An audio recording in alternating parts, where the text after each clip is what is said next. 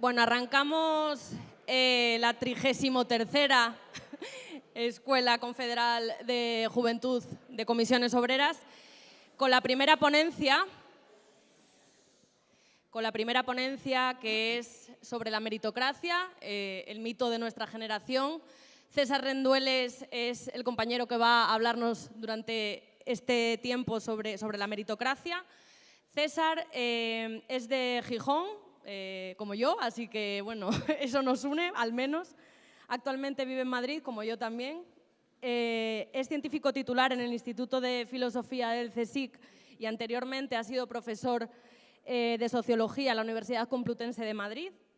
Ha publicado muchísimos trabajos. En 2013 publicó un ensayo llamado Sociofobia. En 2015 su segundo ensayo llamado Capitalismo canalla. En 2016 En bruto, que es una reivindicación del materialismo histórico. También en este mismo año Los bienes comunes. En 2020 Contra la igualdad de oportunidades. Y su último trabajo en 2023 Como utopía. También escribe habitualmente en El País y en otros medios de comunicación. Y como os decía, hoy viene a hablarnos de meritocracia, del mito de la meritocracia o la gran mentira, como yo suelo decir, ¿no? Eso que nos han intentado vender desde la derecha a la juventud, de si te esfuerzas y si estudias vas a conseguir un buen futuro. Todas y todos los que estamos aquí sabemos que eso es una gran mentira. Depende mucho de dónde partas y el nivel socioeconómico de la familia a la que pertenezcas. Por tanto, te doy la palabra, César, y el público es tuyo.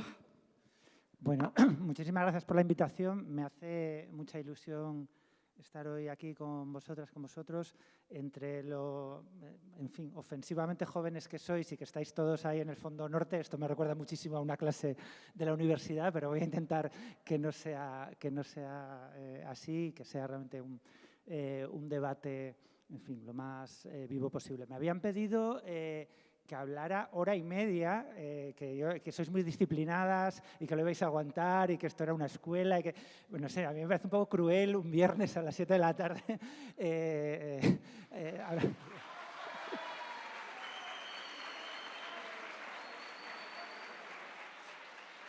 No, más en serio. Voy a intentar abreviar, sobre todo para que tenemos un rato largo, me han dicho, por delante, para discutir, debatir, pero voy a intentar abreviar para que podamos tener más tiempo para el debate, ¿vale? De hecho, bueno, si me pongo muy pesado, me paráis y iniciamos el debate. Me habéis pedido que os hable de meritocracia, pero para hablar de meritocracia antes tengo que hablar un poco sobre desigualdad.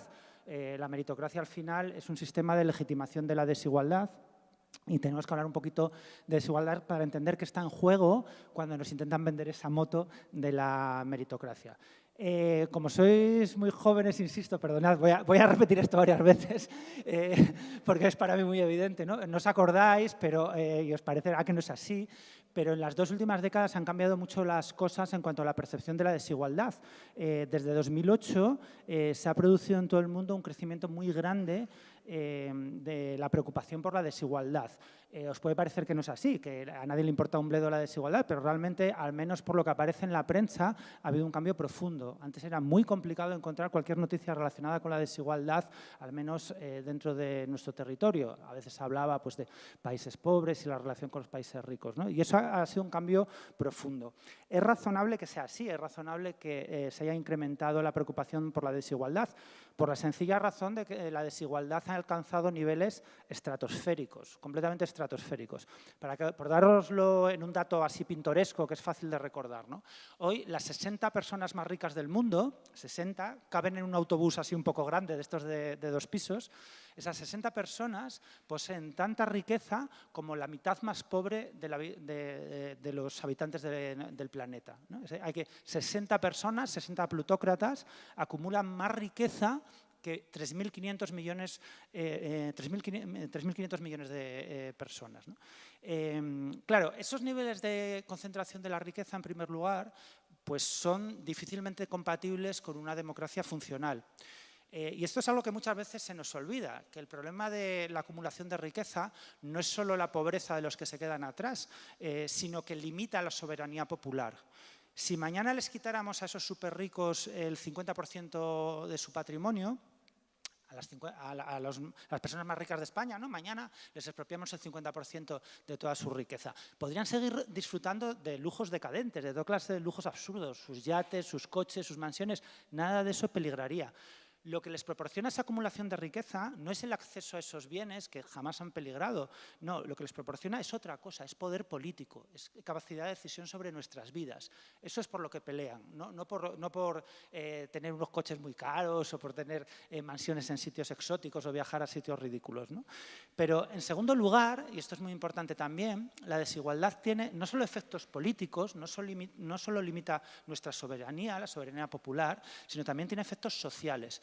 Y ese es un descubrimiento bastante reciente en ciencias sociales, es algo que hemos descubierto no hace mucho, hace apenas 20, 30 años como mucho, y es que la desigualdad, no solo la pobreza absoluta, ¿vale? No solo que haya gente que no tiene para comer, que no tiene vivienda, ¿no? Que no tiene para pagar la calefacción, eso es lo que llamamos pobreza absoluta, ¿no? No solo eso, sino la mera diferencia entre los pobres y los ricos, que haya mucha distancia entre los que más tienen y los que menos tienen, aunque los que menos tienen no estén extremadamente mal, aunque tengan para comer, aunque tengan casa, aunque tengan teléfono móvil, esa distancia genera enormes problemas sociales. A partir de cierto nivel de desarrollo de un país, ¿no? Más o menos el nivel de los países de la OCDE, lo que empieza a pasar es que esa distancia relativa entre los pobres y los ricos explica una enorme cantidad de problemas sociales, ¿vale? Insisto, no importa si los pobres tienen teléfonos móviles, casa y acceso a la sanidad. Si hay mucha diferencia con los más ricos, a toda la sociedad en su conjunto, incluso a los más ricos, paradójicamente, les va a ir peor. Por ejemplo, las sociedades con mayores diferencias de ingresos tienen peor salud, menor esperanza de vida, mayores índices de mortalidad infantil, mayores índices de enfermedad mental, mayores índices de obesidad, mayores índices de consumo de drogas. Hay más violencia, más gente en la cárcel, menos asociacionismo, más fracaso escolar, más embarazos adolescentes, menos movilidad social. Es más frecuente el acoso escolar, los niños están en menor disposición de estudiar con otros, ¿no? No sabemos muy bien cómo pasa eso, no sabemos muy bien cómo ocurre. Es como si la desigualdad se nos metiera en los huesos y nos hiciera vivir peor a todas y a todos. A todas y a todos, también a los ricos. Incluso los más ricos, en las sociedades más desiguales, tienen menor esperanza de vida. Por supuesto, esos problemas les afectan menos que a los más pobres, pero también les afecta a ellos. Incluso los más ricos viven mejor en sociedades más igualitarias. Que la desigualdad esté tan asentada en nuestras sociedades, que se nos haya metido en los huesos hasta producir esos efectos sociales tan duraderos, tan penetrantes, tan misteriosos también, no significa, por otra parte, que sea eterna e inevitable e inamovible, ¿no? A veces pensamos que el capitalismo es una cosa monolítica, ¿no? Completamente en el fondo simple, sencilla, y no es verdad. El capitalismo es un modelo social, un sistema de producción bastante complejo, que tiene muy distintas expresiones en distintos lugares, en distintos momentos históricos, ¿no? Y, por ejemplo, hace no tantas décadas, después de la Segunda Guerra Mundial, se produjo en todo Occidente una reducción de las desigualdades muy grandes, de hecho sin precedentes en la historia del capitalismo. Fue justo después de la Segunda Guerra Mundial. En ese momento se inició un periodo no muy largo, de tal vez 10, 20, hasta 30 años en algunos países, en el que la idea de que había que limitar las desigualdades se volvió muy consensual. Se volvió transversal, por así decirlo, ¿no? Lo defendía tanto gente de derechas como gente de izquierdas, cada uno con sus distintos matices, por supuesto, ¿no? El programa igualitarista de la gente de izquierdas no tenía nada que ver con el de la gente de derechas, pero era una idea transversal. Era un poco como la libertad de expresión hoy, ¿vale? O sea, hoy la gente de derechas dice que defiende la libertad de expresión y la gente de izquierdas decimos que defendemos la libertad de expresión, desde posiciones completamente diferentes, con programas diferentes, pero nadie sale en público a decir que está en contra de la libertad de expresión, aunque lo piense, ¿no? Nadie dice eso. Pues pasaba un poco lo mismo con la igualdad. Por ejemplo, el presidente de Estados Unidos, Roosevelt, llegó a proponer ningún peligroso bolchevique, ¿no? Roosevelt llegó a proponer que había que establecer un límite absoluto a los ingresos anuales que podía tener cualquier estadounidense. Consideraba que nadie debería quedarse después de impuestos con más de $25.000 al año. Eso, bueno, si lo ajustamos según inflación, vendrían a ser unos $300.000 actuales, ¿vale? O sea, es un montonazo de dinero, o sea, nadie se iba a quedar sin comprarse un coche muy caro, ¿vale? No era el socialismo ni mucho menos, pero desde luego era un límite importante respecto a los ingresos que tienen hoy los más ricos, ¿no? Roosevelt no consiguió instaurar esa medida, aunque la mayor parte de los estadounidenses la apoyaban. Lo que sí tuvo éxito fue en imponer algo parecido de una manera indirecta, que fue impuestos de más del 90% para los tramos más elevados de renta. Eso significaba que a partir de cierto nivel de ingresos, el Estado, Hacienda, se quedaba con el 90% de cada dólar adicional que ganabas, ¿vale? Te quedas con 10 centavos. Eso fue la norma hasta los años 60 para gobiernos tanto de izquierdas como de derechas de muchísimos países de todo Occidente. Francia, Inglaterra, Alemania, muchísimos países. Eso fue lo normal. Hoy eso nos parece ciencia ficción, claro. O sea, nos parece una especie, ¿no?, de delirio revolucionario. ¿Cómo va a ser eso posible? Por poner un ejemplo, ¿no? Hace un par de años se conoció la noticia de que en nuestro país 1 de cada 3 multinacionales pagan impuestos menos del 10% de su beneficio global. Seguro que la mayor parte de los que estamos aquí, pagamos bastante más en impuestos, ¿no? Es decir, lo que quería plantearos en estos minutos iniciales es que en los últimos años ha retomado la preocupación por la desigualdad, es verdad, ha vuelto, y eso, la gente mayor lo vemos con mucha claridad. Hay mucha más preocupación por la desigualdad que antes, pero hemos sido incapaces de llevar esa preocupación por la desigualdad, ese debate de la desigualdad, más allá de límites muy definidos, muy concretos. ¿Por qué nos encontramos atascados en esta situación? ¿Por qué no somos capaces de plantear un debate político profundo, radical, sobre la desigualdad? Bueno, pues no es muy misterioso, ¿verdad? Porque es así. Pues sencillamente porque desde los años 70 del siglo XX hasta la crisis económica de 2008-2009 pasó exactamente lo contrario de lo que ocurrió después de la Segunda Guerra Mundial. Durante 40 años, la aceptación de la desigualdad se ha ido convirtiendo en algo profundamente consensual, en algo profundamente normalizado en todo el mundo, ¿no? Sencillamente pues, porque el proceso de globalización, de mercantilización, ¿no?, esa cosa que llamamos neoliberalismo, es un término que no me gusta mucho, pero bueno, para entendernos, ¿no? No solo afectó a nuestras condiciones de vida, no solo afectó a nuestras condiciones laborales, sino que también cambió nuestra subjetividad, nuestra manera de pensar, nuestra manera de relacionarnos con los demás, nuestra manera de entender el mundo, ¿no? No fue solo una transformación de las finanzas o del comercio o de las relaciones laborales, ¿no?, sino también de nuestros valores cotidianos, ¿verdad?, de las ideas que cualquiera de nosotros en nuestra vida cotidiana necesitamos para sobrevivir, para relacionarnos con los demás, ¿no? Cambió el sentido común, ¿verdad? Yo creo que en general alguna de las que estáis aquí, que a lo mejor todavía os acordáis de la crisis de 2009, no directamente, pero a lo mejor por vuestros padres y madres, ¿no?, pues os habrán contado o recordaréis que en el inicio de la gran recesión, en 2008-2009, ese aumento de la preocupación por la desigualdad tuvo un sesgo de clase media muy fuerte. Estuvo muy marcado por lo que podríamos llamar una especie de narcisismo meritocrático herido, ¿verdad? ¿Por qué? Pues porque toda la preocupación por los efectos de la crisis recayó en la situación de los jóvenes universitarios de clase media, ¿no?, esa gente que pertenecía a una generación que había confiado en que si estudiaba mucho, aprendía idiomas, no protestaba mucho y tal, iba a disponer de armas suficientes para sortear la precariedad y vivir mejor que sus padres y sus madres, ¿no? Entonces, bueno, pues se concentró mucho la atención de los medios de comunicación y de la clase política en esas jóvenes, esos jóvenes, ¿no? Con máster, estudios universitarios, idiomas, y en lo mal que se lo estaban pasando, y pobrecitos, pobrecitas, ¿no? Que no iban a ver cumplidas sus expectativas vitales, ¿no?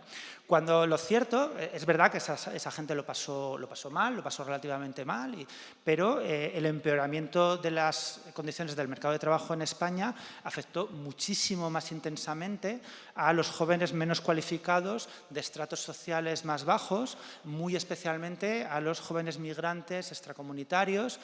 ¿No? Y bueno, pues en aquel momento pues, se hablaba mucho del drama de los jóvenes que tenían que irse de España a Alemania a buscar un trabajo pues, de arquitecta o de ingeniera, ¿no? De hecho, no se les llamaba emigrantes, se les llamaba expatriados, ¿no? Los expats. Como si en cambio irte a trabajar de camarero, eso no era ningún drama, eso era ley de vida, ¿no? De hecho, se difundió mucho la imagen de que ciertos jóvenes, a diferencia de estos de los másters y los idiomas, habían optado durante el periodo de vacas gordas, cuando en España, al parecer, todas y todos éramos ricos, ¿no? Habían optado por lo que se llamaba la vida fácil. La vida fácil. Habían dejado de estudiar y se habían dedicado a la vida fácil. La vida fácil no era traficar con cocaína delante de una sede del PP, sino la vida fácil era trabajar en el andamio, ¿no? Era trabajar en la obra, eso era supuestamente la vida fácil. Era una situación increíblemente delirante, ¿no? Pero que estuvo muy presente en los medios de comunicación durante muchísimo tiempo y que generó una culpabilización sistemática de las jóvenes y los jóvenes de clase trabajadora que habían optado por no acceder a los estudios universitarios, o no habían optado, sino que se habían visto obligados a trabajar sin proseguir sus estudios después de la enseñanza obligatoria. Por supuesto me diréis, bueno, nada de esto es nuevo, el elitismo es tan antiguo como la democracia, ¿no? Siempre ha existido este sesgo meritocrático en contra de la gente joven de clase trabajadora. Bueno, y es verdad, ¿no? Y la razón es que la democracia está vinculada de un modo muy profundo a la igualdad. En el siglo XIX, los enemigos de la democracia se dieron inmediatamente cuenta de que una manera de atacar ese sistema político era ridiculizar la igualdad, ¿verdad? Os traía una cita de Flaubert, que por otro lado es un novelista que a mí me gusta mucho, ¿no? el autor de Madame Bovary, pero que era un antidemócrata horrible, era una persona espantosa. Y os traía una cita para daros una idea ¿no? de cuál es esa mirada elitista que siempre ha existido de los enemigos de la democracia, ¿no? Dice así: me parece que la masa, la cantidad, el ganado, o sea, todas nosotras, todos nosotros, siempre serán despreciables. Lo único que importa es un número reducido de espíritus que siempre son los mismos y que se pasan la antorcha unos a otros. Bueno, eso siempre ha existido, ¿no? Ese desprecio, ¿no? Por la gente de clase trabajadora, por las clases populares, eso siempre ha estado ahí, es verdad. Lo que pasa es que ese elitismo tradicional, abierto, ¿no? Ese elitismo es muy difícil de mantener en sociedades que se consideran a sí mismas democráticas. Es muy difícil encontrar a un político que diga esto en público. Muchos lo piensan, no lo dudéis, muchísimos lo piensan, pero es muy difícil encontrar a alguien que lo diga en público. De hecho, ese aumento de la desigualdad de los últimos 40 años no ha conseguido que el igualitarismo desaparezca completamente de nuestras sociedades, ¿verdad? Lo que ha pasado más bien es que el igualitarismo se ha ido deformando, se ha ido transformando, se ha convertido en una forma peculiar de elitismo que es la igualdad de oportunidades meritocrática, ¿vale? Y eso es de lo que me gustaría hablaros hoy. Desde la perspectiva que domina en nuestras sociedades, la única igualdad aceptable es aquella que se limita a eliminar las barreras de entradas que gratifican ¿no? Las barreras de entrada que gratifican el esfuerzo individual, ¿vale? Es decir, serían las barreras de entrada que generan bebés millonarios con privilegios que ya tienen la vida regalada, ¿no? Ese sería el igualitarismo aceptable, el que nos coloca a todos en la misma línea de salida y nos dice, venga, y ahora echa a correr y llega hasta donde puedas, ¿no? O sea, la única igualdad aceptable, normalizada, ¿no? De la que nos hablan en la escuela, en la universidad, de la que nos hablan los políticos, es una especie, si lo queréis decir así, de control antidoping social, ¿vale? Un control antidoping, ¿vale? Que intenta garantizar que nadie hace trampa en la competición colectiva, que todos competimos en las mismas condiciones. Y desde ese punto de vista, lo importante de un programa igualitarista es que cada cual obtenga las recompensas que se merece según sus capacidades, sus esfuerzos, sus logros, ¿vale? Bueno, es un eslogan que suena bien, ¿vale?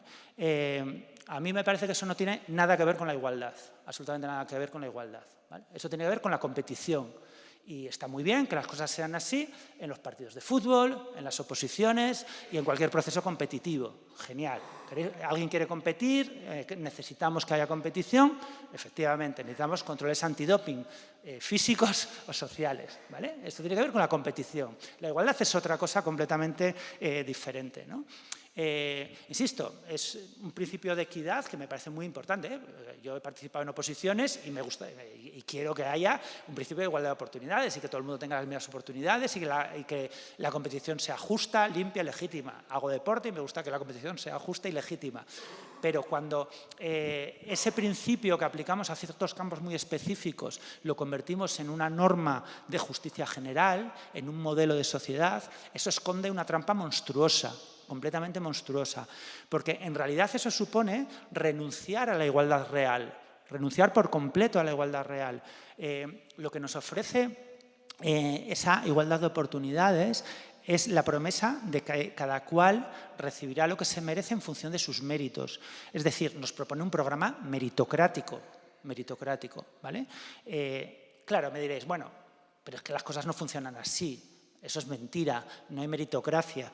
Sabemos que tanto el sistema educativo como el mercado de trabajo reproducen y amplían las desigualdades, no las limitan. Lo sabemos perfectamente todas y todos los que estamos aquí.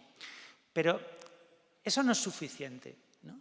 En segundo lugar, y mucho más importante, tenemos que pensar que el igualitarismo democrático no se pensó como un programa dirigido a dar a cada cual lo que se merece. No, eso no es así. Lo que proponía el igualitarismo democrático era dar a cada uno lo que necesita. ¿Os acordáis, verdad? Lo que necesita, no lo que se merece, lo que necesita, ¿verdad? A cada cual según sus necesidades, no según lo que merece, ¿verdad? Es completamente diferente. Lo que necesita, ¿para qué? Lo que necesita para qué, lo que necesita para desarrollarse como persona, lo que necesita para desplegar sus mejores capacidades, sus talentos, son cosas completamente diferentes. No tienen nada que ver con una competición. Si os paráis a pensarlo un momento, la palabra meritocracia es una traducción muy buena del término griego aristocracia. Aristocracia es un término griego que significa el gobierno de los mejores. Claro, porque la meritocracia, los que mandan, los que ocupan posiciones de poder en nuestra sociedad, los más ricos, siempre han defendido que sus privilegios obedecen al mérito, que ellos se lo merecen, que tienen más talento, que son mejores emprendedores, que son más listos, más fuertes, ¿verdad? En la Edad Media defendían que tenían una espada más grande y mataban a más gente. Hoy que eso tienen una inteligencia proverbial y son capaces de emprender y no sé qué y hacer cosas increíbles con el dinero, ¿no? Pero siempre han defendido que se lo merecen, ¿no? Que si lo tienen es porque se lo merecen. Por eso aristocracia en realidad es una traducción muy buena de meritocracia. Lo que ocurre en realidad es que ese igualitarismo profundo que aspira a dar a cada cual lo que necesita, no lo que merece, sino lo que necesita, es en realidad una idea muy escandalosa, ¿no? Por eso a las clases poderosas siempre les rechina, ¿no? Y les parece peligrosa. Porque lo que presupone la idea de democracia, ese igualitarismo profundo asociado a la democracia, es que todos los despliegues personales, todas las posibilidades de autodesarrollo personal, todas tienen la misma dignidad, todas. El de un noble y el de una persona discapacitada, el de una aficionada al fútbol y el de un poeta, el de una doctora y el de una madre, todos esos autodespliegues tienen la misma dignidad. Puede haber unos más útiles socialmente que otros, eso es otra cosa. Una vez más, eso es hablar de otra cosa, ¿no? Pero no hay unos más dignos que otros. Y si os dais cuenta, todo a nuestro alrededor conspira para decirnos lo contrario, que hay vidas que importan más que otras, ¿no? Que la vida de un astro del fútbol, ¿verdad?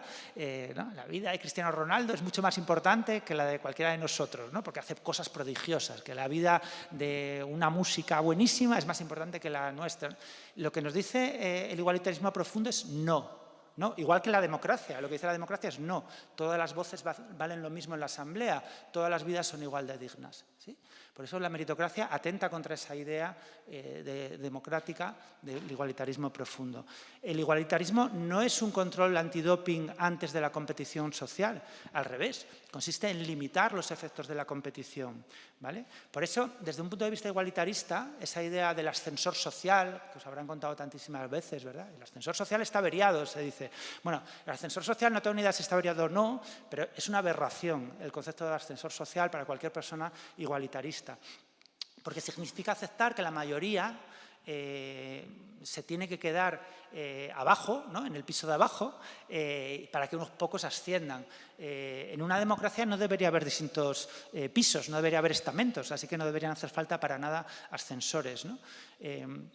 Un poco, si os dais cuenta, esa idea del ascensor social es una especie de reformulación sociológica de la escena del camarote de los hermanos Marx. No sé si acordáis de esa película de los hermanos Marx en la ópera, ¿no? En la que empieza a llegar gente y gente y gente a un camarote hasta que ya no cabe más, se abre la puerta y sale todo el mundo despedido. Porque lo que nos dice la idea del ascensor social es que es posible un ideal de igualdad elaborado a partir de la generalización de un puñado de trayectorias exitosas de personas de clase baja que llegan a posiciones de élite. ¿Vale? Eso es lo que se nos dice siempre. No, pues la hija de una fontanera de Alcobendas que llega a ser ingeniera gracias a su talento y al estudio y tal. Curiosamente, nunca habréis oído lo contrario, ¿verdad? A que no, a que el hijo de un economista del barrio Salamanca que llega a ser soldador. Eso nunca, ¿no? El ascensor social es un ascensor muy curioso que va solo en una dirección. Por eso es una mentira, ¿no? Como si todo el mundo pudiera llegar a ocupar esas posiciones de élite, ¿no? Y pudiéramos vivir todos ahí en un ático del barrio Salamanca, toda España ahí metidos, yendo al mismo trabajo de ingeniero y de economista, ¿no? Eso, nunca nos hablan del hijo de un arquitecto y una alta funcionaria que acaba de reponedor de supermercado, ¿no? Que si fuera un ascensor, pues iría para arriba y para abajo, ¿no? El problema de la meritocracia es que al final, como os decía al principio, siempre es una forma de justificar los privilegios de la élite, ¿no? Los ricos y los poderosos, insisto en esto, siempre han defendido que merecían su posición por sus méritos, por su talento, por su inteligencia, por su fuerza, por el mérito que fuera, pero siempre han defendido exactamente eso, ¿no? Y de hecho, me atrevería a decir que ese elitismo meritocrático es incluso más destructivo, más antisocial que otras formas de desigualdad, porque, si os dais cuenta, libera a las élites de cualquier responsabilidad hacia los demás, ¿no? Porque se supone que lo que tienen se lo han ganado, se lo merecen, es porque ellos son más listos, ¿no? Y además no solo eso, cualquiera tiene la oportunidad de llegar hasta donde ellos están si estudias, si se esfuerza, ¿no? Si quieres, puedes, ¿no? Como dice el sociópata ese de los vídeos de YouTube, ¿no? O sea, quejarse de pobres, todas estas cosas, ¿no? Créetelo, trabaja mucho, llega a las 5 de la mañana al trabajo. En cierto sentido, la meritocracia es casi un paso atrás respecto a otras formas de desigualdad más arcaicas que solían entrañar al menos un cierto compromiso nominal casi siempre. Ya sé que era mentira ese compromiso, pero al menos sentían la necesidad los ricos de aparentar que tenían un compromiso con sus comunidades locales. Por ejemplo, si os dais cuenta, hay muchos bancos antiguos que tienen el nombre de donde se fundaron, ¿no? El Banco Bilbao Vizcaya, el Banco Santander, ¿no? Porque, bueno, esas élites se sentían un poco en la obligación de mostrar un compromiso retórico, era mentira, ¿no? Nominal, con el lugar de donde provenían, con la comunidad donde habían surgido sus empresas, ¿no? Por supuesto, eso hoy ha desaparecido completamente. Hoy los ricos consideran que no le deben nada a nadie porque se lo han ganado meritocráticamente, ¿no? Eso es pura mitología también, ¿no? También en el caso de los empresarios del sector de la tecnología digital, que a menudo cultivan, ¿no? Esa imagen de, no, yo me lo curré desde un garaje donde empezó todo, yo a base de esfuerzo, inteligencia, tal. También eso es mentira, por supuesto, pero lo que al final toda esa mitología que rodea esas trayectorias acaba generando es esa sensación de desapego, ¿no? Esa sensación de que no le debo nada absolutamente a nadie. Pero la meritocracia no es solo un conjunto de discursos, ¿no? Es también una forma de socialización. Es decir, es un tipo de relación social, es una forma de relacionarnos con los demás, una forma de educarnos, de estar en el mundo, de estar con los demás, ¿no? Y eso en nuestro país, esa forma de socialización meritocrática, se da en muchos espacios, está por todas partes, ¿no? Pero yo me gustaría mencionar 3 para que podamos discutir un poco, porque imagino que con algunos de ellos os sentiréis interpelados. Quería mencionar 3 espacios donde se da como muy fuerte esa socialización meritocrática, ¿no? En primer lugar, a través de la propiedad inmobiliaria, a través de la propiedad de vivienda, ¿no?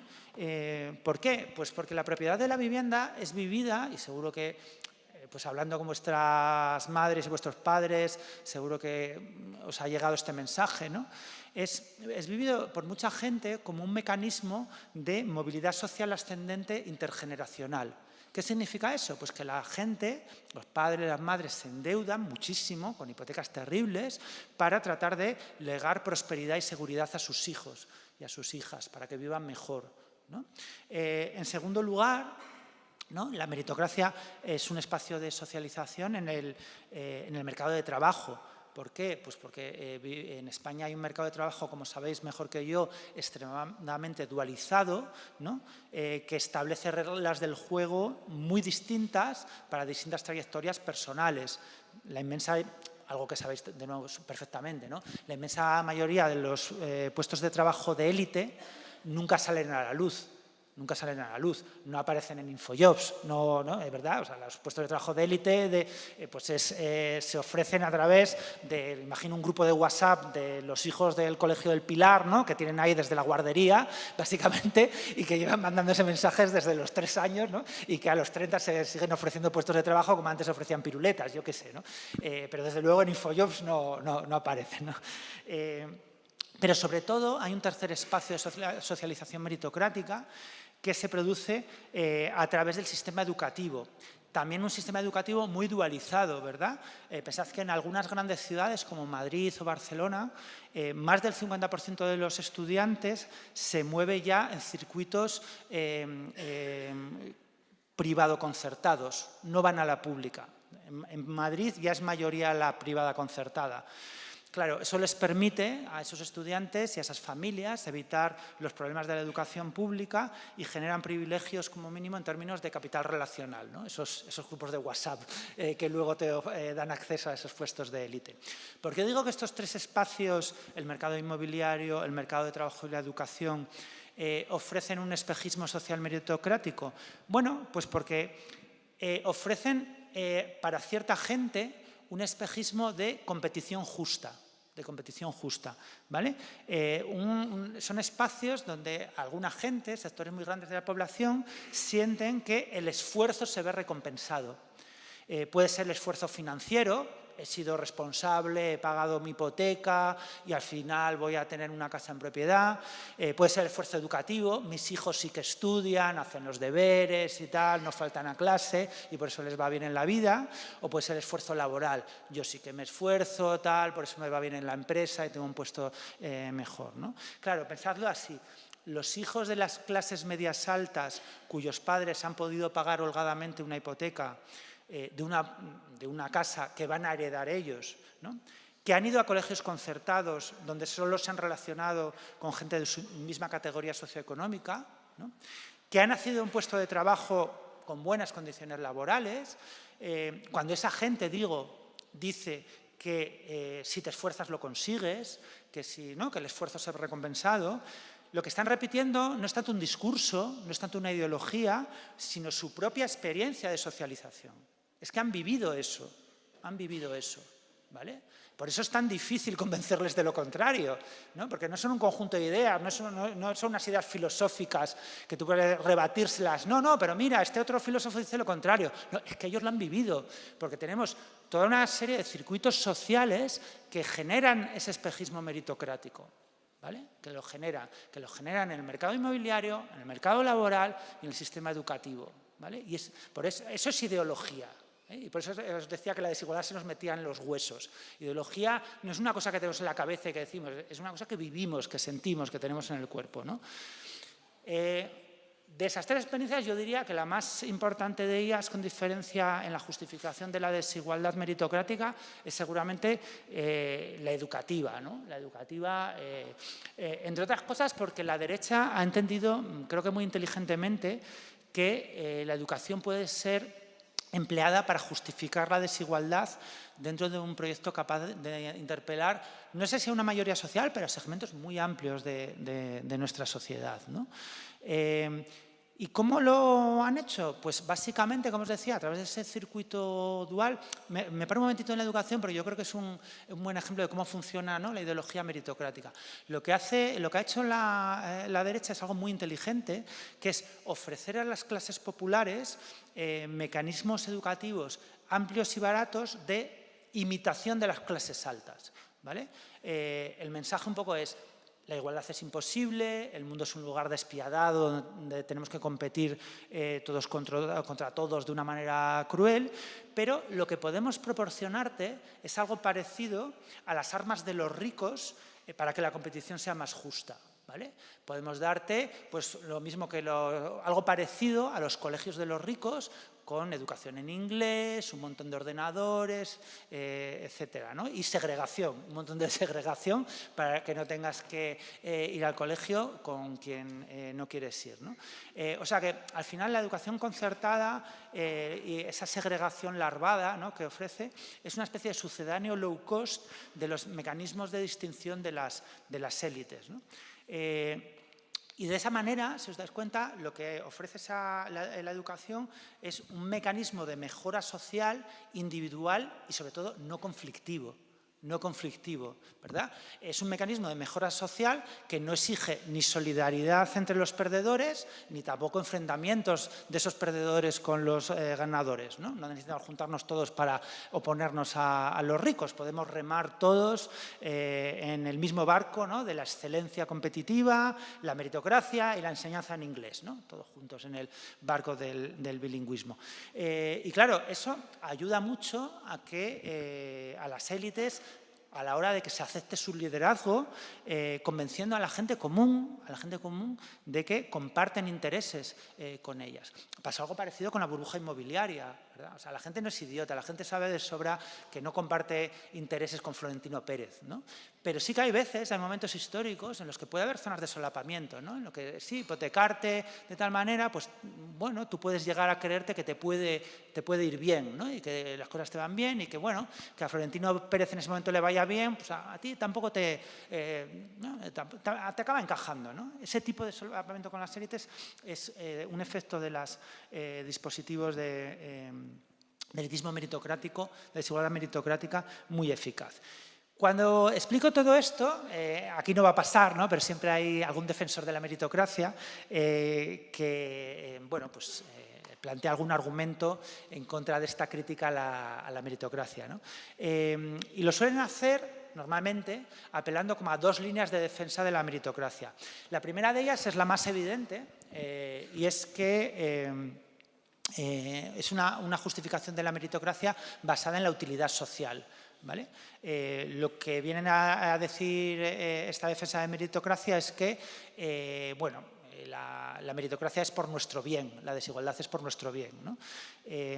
Según una versión muy extendida de la meritocracia, es necesario beneficiar a la gente que tiene ciertos talentos especiales para fomentar el buen funcionamiento de sociedades complejas como las nuestras. Es decir, hay que premiar a la gente para que desarrolle talentos útiles que de otro modo no estarían dispuestos a ejercer. Es decir, hay que premiar a las médicas, a las ingenieras, yo qué sé, a las escritoras, ¿verdad?, para que desarrollen esas habilidades, ¿no?, escasas, costosas, que no están al alcance de todo el mundo y que hacen nuestra vida mejor, ¿no? Es un argumento muy habitual que habréis escuchado.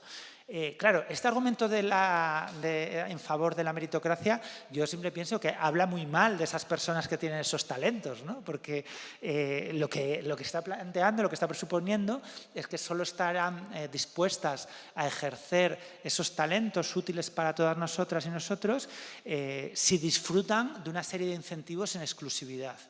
Y podéis preguntar, ¿y por qué? ¿Por qué demonios? O sea, a ver, ¿qué puede decir, por ejemplo, un médico, ¿verdad?, para decirnos que su interés por la salud pública va a decrecer un 20% si sus impuestos no decrecen en la misma proporción? Pues lo único que nos puede decir es que está en condiciones de hacerlo. Nada más, ¿no? Ya está. Eso es un poco como lo que nos diría un secuestrador, ¿no? Me he llevado a tu hijo, págame y si no, no te lo devuelvo. ¿No? Pues, toma el dinero, ¿no? Pero lo que no me puedes decir luego es que encima te diga que eso es justo, ¿no? Te estoy pagando porque es justo, es un ideal de justicia social. No, te pago porque si no mi vida va a ser mucho peor, porque me voy a quedar sin mi hijo, no porque sea justo. Pues esto es un poco lo mismo, ¿no? Es un argumento muy parecido al de un secuestrador. Es una idea muy rara en realidad, ¿no? O sea, yo puedo entender que haya gente, que haya eso, ¿no? Ingenieros, digo ingenieros porque siempre se pone como el ejemplo, ¿no?, de una profesión súper importante, dificilísima, que requiere habilidades homéricas, ¿no?, y que si nuestra vida sería terrible sin ellos, ¿no? Pero bueno, cada cual que elija el ejemplo que quiera, ¿no? Yo puedo entender eso, ¿no?, que una ingeniera o una escritora pues no quiere ejercer su oficio si no tiene una remuneración a cambio como contrapartida a su esfuerzo, o incluso si no se le permite que esa sea su ocupación principal, ¿vale? Yo eso lo entiendo, me parece completamente legítimo, pero que no esté dispuesto a ejercer ese oficio si no tiene más que los demás, porque estamos hablando de meritocracia, de un sistema de desigualdad. Lo que estamos diciendo es que quieren más que los demás, no llevar una vida digna, no tener suficiente, no, más que los demás. Claro, insisto, el elitismo meritocrático siempre es una forma de chantaje comparativo, ¿verdad? Que de hecho se da a menudo en nuestras sociedades, ¿no? Pero, por ejemplo, en contextos competitivos, en un estadio de fútbol, como decía antes, en una oposición, donde lo importante no es estar suficientemente bien, sino ser mejor que los demás. En una oposición lo que queremos es quedar los primeros para tener el puesto de trabajo, ¿no? No sencillamente salir del examen con la sensación de que lo hemos hecho muy bien. Con eso no basta, ¿verdad? O si jugamos en una liga de baloncesto queremos quedar los primeros, ¿no? No terminar el partido, hoy he jugado bien, ya está, ¿no? Eso es razonable, ¿no? Pero cuando elevamos esos mecanismos a un ideal de justicia social, lo que tenemos es una jungla, es un disparate completamente, ¿no? Porque la meritocracia no es un sistema de selección de recursos humanos, no es un sistema de selección de personal, es un sistema, como decía antes, de legitimación de los privilegios que crea el mercado, ¿no?, que crea esa gran competición generalizada que es el mercado. Bueno, hay una anécdota que he contado 1000 veces, pero que os la voy a contar otra vez, porque me parece que ayuda mucho a fijar esta idea, ¿no? Yo cuando estudiaba el equivalente a tercero de la ESO, no, perdón, a segundo de bachillerato, el antiguo COU, tenía una profesora de griego antiguo que era muy buena y con la que nadie suspendía, ¿vale? Y nadie suspendía no porque diera aprobado general, sino porque no te dejaba suspender. Te obligaba a repetir los exámenes todas las veces que hiciera falta hasta que lo aprobabas, ¿vale? Aunque hubiese suspendido el examen en septiembre, en junio lo volvías a hacer hasta que lo aprobabas. No dejaba que nadie suspendiera. Era muy insistente. Y había gente que sacaba mejores notas, otros peores, pero nadie suspendía. Nadie se quedaba atrás y no se aceptaba que hubiera lagunas en la formación de ningún alumno. Cuando cuento esto, la gente, ¿no?, muy partidaria de la meritocracia educativa, de los exámenes duros y tal, se pone nerviosísima, le da una especie de telele, ¿no? Porque, claro, ¿no?, todos estos de la cultura del esfuerzo, porque lo que saca a la luz es que lo realmente importante de los exámenes no es verificar que todo el mundo aprende. Saber que todo el mundo aprende se puede hacer de muchas maneras, hay muchos métodos para saberlo, ¿vale? Para lo que sirven los exámenes es para que haya ganadores y perdedores. Para que haya ganadores y perdedores, ¿no? Para que haya ganadores y fracasados en la educación. Y pasa igual con el mercado de trabajo, ¿no? Lo que buscan los partidarios de la mercantilización no es la competencia por sí misma, ¿no?, sino una herramienta para distinguir entre perdedores y ganadores y premiar a los ganadores. y premiar a los ganadores, ¿vale? Esto me lleva a una segunda línea de defensa muy habitual de la desigualdad meritocrática, muy relacionada también con el sistema educativo, ¿no? Porque a menudo se defiende que la meritocracia es un sistema de destrucción del privilegio heredado, de los privilegios. Y eso ahí hay una parte de verdad, ¿vale? O sea, hay una parte de verdad. Pensad que, por ejemplo, los procesos de selección de competitivos, como las oposiciones públicas, han sido históricamente una vía muy importante para cuestionar el reparto arbitrario de cargos públicos, de puestos públicos. Eso es verdad completamente, ¿no? Y de hecho ha sido también una vía importante de igualdad de género, ¿vale? Las oposiciones públicas que tienen reglas claras, ¿no? Y donde, bueno, pues las distintas componendas personales quedan a un lado. O sea que eso yo creo que es un argumento muy respetable. Lo que pasa es que cuando esos mecanismos selectivos se interpretan como un ideal de justicia social amplio, que era lo que os decía antes, bueno, pasan cosas raras. El primero es que se tienden a infravalorar las dificultades puramente prácticas de poner en marcha esos mecanismos, a los que se enfrentan esos mecanismos de selección. Y lo segundo es que tendemos a tomar la parte por el todo. Os lo explico así rápidamente para que se entienda, yo creo que muy sencillamente. Pensad una cosa, incluso en procesos selectivos para ocupaciones extremadamente técnicas, la selección de los méritos evaluados y los métodos de evaluación tiende a ser muy caprichosa. Muy caprichosa. No sé si alguno estáis preparando una oposición, pero si es así seguro que lo entenderéis rapidísimamente, ¿no? Pensad, por ejemplo, las oposiciones a judicatura, ¿vale? O sea, seleccionamos a las mujeres y hombres justas y justos, ¿no? Los que van a decidir sobre la libertad de las personas, a las juezas y a los jueces. ¿Cómo los seleccionamos? Evaluando su capacidad para recitar como loros cientos y cientos de temas, ¿vale? Lo que hacen las juezas y los jueces de la oposición se llama cantar los temas, lo llaman así, cantar los temas, ¿vale? Escogemos, no sé, por ejemplo, a las cirujanas y a los cirujanos, ¿verdad? A esa gente que necesita ¿no? realizar operaciones de extrema precisión manual sin saber si son capaces de atarse los cordones de los zapatos. ¿Cómo los evaluamos? Una vez más, sabiendo si son capaces de recitar como loros cientos y cientos de temas, ¿no? A veces siempre hay alguien aquí, ¿no? Que me dice, claro, sí, tú mucho en contra de la meritocracia, pero seguro que quieres que te opere el cirujano que sacó el número 1 del MIR y no un carpintero, ¿no? Y digo, pues no sé. No lo sé, sí, yo quiero a alguien que sepa muy bien lo que hace, ¿no? Pero también me gustaría saber si tiene la habilidad manual necesaria para hacer esa operación y el carpintero desde luego sé que la tiene, ¿no? O sea que digamos que hay dificultades pragmáticas muy grandes para poner en marcha esos mecanismos de selección pretendidamente meritocráticos. Por encima de cierto nivel de cualificación, la idea de una selección meritocrática siempre es un poco fantasiosa. Muchos procesos selectivos son, en el fondo, rituales de legitimación de quienes ya forman parte del grupo seleccionado, ¿no?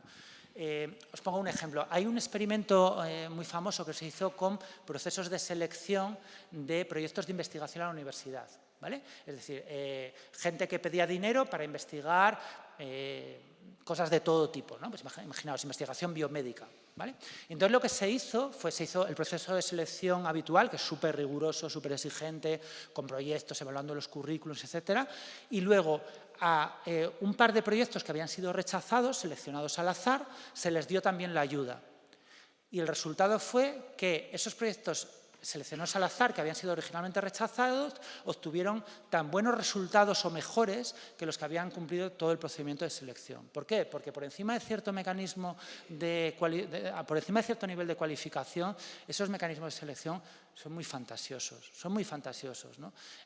No sabemos si los jueces que se han quedado por el camino lo hubiesen hecho mejor si hubiesen tenido otro tipo de prueba. No sabemos si la doctora que al final acabó en dermatología pero quería ir a cirugía hubiese sido mejor a cirujana. No hay mecanismos de verificación de ese tipo, no los tenemos, porque es muy, muy difícil que los haya.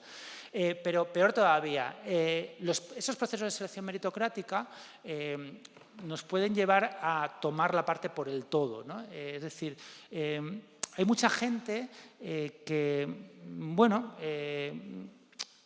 cree que, a pesar de estas limitaciones prácticas que acabo de mencionar, es razonable aspirar que el reparto de distintos puestos y posiciones que requieren esas habilidades costosas, escasas, pues obedezca un poco al principio del mérito. ¿Y por qué? Bueno, pues porque yo creo que la gente atribuye ciertas virtudes a la meritocracia porque entiende la meritocracia como la posibilidad de que, con independencia de cuál sea tu situación social de partida, tengas la oportunidad de dedicarte a aquello que se te da mejor, ¿no? Y eso es muy razonable, seguro que todas y todas estáis de acuerdo, ¿no? Ojalá que si se te da muy bien las matemáticas, con independencia de cuál sea tu situación familiar de partida, con independencia de cuál sea la educación de tu madre, de tu padre, de que tengan mucho o poco dinero, puedas llegar a hacer algo relacionado con las matemáticas, ¿no? Si te apetece y te gusta y se te da bien, ojalá fuera así, ¿no? Pero os daos cuenta de una cosa, eso no tiene que ver con la meritocracia, eso no tiene que ver con la desigualdad, eso tiene que ver con la movilidad social horizontal, ¿no? Es completamente razonable que queramos que sea, no sé, cantante, escritora, ingeniera, médica, ¿no? Lo que sea, aquella gente que tiene talento para ello, ¿no? Independientemente de sus condiciones familiares de origen. Otra cosa diferente es que esas personas tengan que tener algún privilegio salarial o de prestigio. Son dos cosas que no tienen nada que ver. Y lo que hace el juego de manos meritocrático es mezclar las dos cosas, decirnos que si aspiramos a que la gente pueda dedicarse a aquello que se le da bien, con independencia de su situación familiar de origen, tenemos, por tanto, que aspirar a que esa gente tenga ciertos privilegios. Son dos cosas diferentes. Podemos comprar el paquete entero o no, ¿verdad? De hecho, hay muchas sociedades que entendieron perfectamente el peligro de ese deslizamiento y que separaron ambas cosas, ¿no? Hay muchas sociedades precapitalistas que lo que hacían era acotar muy fuertemente esos espacios sociales donde había jerarquía y donde ciertas personas podían tener cierta autoridad o ejercer sus habilidades mandando sobre los demás, ¿no? Por ejemplo, sabéis, eso es muy conocido, ¿no? En los barcos piratas eran espacios democráticos, menos durante la batalla. Durante la batalla mandaba el capitán, pero cuando acababa la batalla volvían a ser espacios jerárquicos, ¿no? Eso es un modelo muy habitual en muchas sociedades, ¿no? Hay ciertos momentos, una cacería, una batalla, cuando sea, donde ciertas personas tienen derecho a mandar sobre los demás. Se acaba ese momento y se acabó, ¿no? Como pasa también en nuestros espacios deportivos, ¿no? En un campo de juego aceptamos que hay una persona que es la capitana o el capitán, ¿no? Y que tiene cierta capacidad de liderazgo, ¿no? Pero al salir de ahí, cuando nos vamos al bar, no aceptamos que nos diga lo que tenemos que beber, ¿no? Si tenemos que beber cerveza o Coca-Cola, ¿no? No lo aceptaríamos en ningún caso, ¿no? Este es el juego de manos de la meritocracia, hacernos creer, ¿no? Que esas personas a las que atribuimos, ¿no? o reconocemos ciertos talentos para ciertas cosas tienen que tener un privilegio social generalizado, ¿vale? Quería terminar, voy a ir ya terminando, ¿no? Haciendo una especie de pronóstico así un poco rápido, especulativo, un poco como de ciencia ficción, ¿no?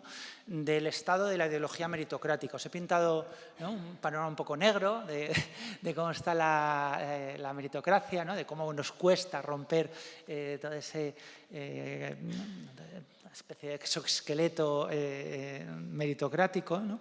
Pero me gustaría hablar de una forma muy rápida, ya digo, de tres espacios de avance, equilibrio y un poco de retroceso, de desigualitarismo profundo, desigualitarismo democrático, y de un cuarto espacio donde en el igualitarismo nos lo jugamos casi todo, ¿no?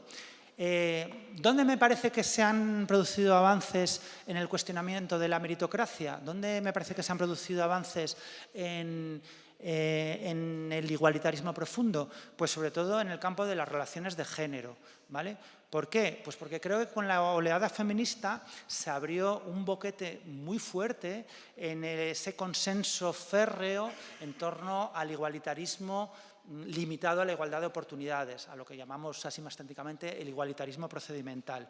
¿Por qué? Porque de repente un montón de mujeres dijeron, bueno, estamos un poco hartas, ¿no?, de esperar a que el mérito, la igualdad de oportunidades y la cultura del esfuerzo, ¿no?, nos ofrezcan representación paritaria, pues por ejemplo, en los órganos de dirección de los centros de trabajo, los centros de gobierno político, ¿no? Lo queremos ya, no queremos esperar a que la igualdad de oportunidades nos conceda eso, ¿no? Lo queremos ahora, en este momento, ¿verdad? Y eso abre una vía para entender la igualdad profunda como un punto de llegada, no como un punto de partida, no, como un punto de llegada, ¿no? Y replicar ese modelo en otros ámbitos. No queremos que la igualdad económica se produzca dentro de 300 años a través de esos efectos granulares de la igualdad de oportunidades. Lo queremos ya, ahora, en este momento, ¿verdad? Y eso genera dilemas, claro que sí, genera problemas, genera conflictos, por supuesto, ¿no? Pero ha sido un avance muy, muy importante, ¿no? Porque de repente abre enormes boquetes en esa especie de consenso absoluto en torno a que la única igualdad aceptable es la que es fruto de la igualdad de oportunidades.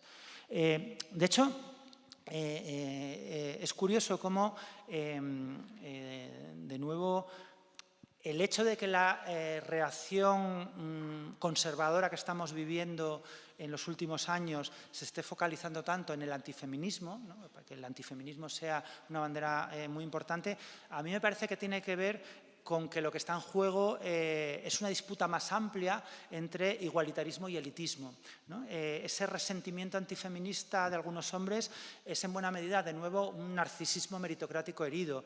Es la nostalgia de un privilegio, pero de un privilegio que se creía merecido, ¿no? Y que se consideran que está trastocado, ¿no?, por toda clase de ortopedias monstruosas, ¿verdad?, que ha echado por tierra, ¿no?, ese privilegio que ellos ven como merecido, insisto en esta idea, ¿no?, que respondía al mérito. Yo es que me lo merecía, yo es que me lo había trabajado, ¿no? Un segundo campo de batalla de la meritocracia son, algo que os afecta mucho y que os interesa mucho, son las relaciones laborales. Creo que aquí estamos en un momento extraño, la verdad, de un cierto empate catastrófico. Es verdad que después de la crisis de 2009 y esa oleada impugnadora que se produjo en torno a 2011 en muchos lugares del mundo, ¿no?, el 15M aquí, pero también la primavera árabe, los movimientos Occupy en el mundo anglosajón, ¿no?, todo eso se quedó a las puertas de los centros de trabajo, ¿no? No tuvo apenas efecto en el mundo del trabajo. De hecho, en esos años España fue uno de los países más movilizados del mundo, donde más movilización ciudadana hubo de todo el mundo, pero eso apenas se reprodujo en el campo de la conflictividad laboral, apenas pasó.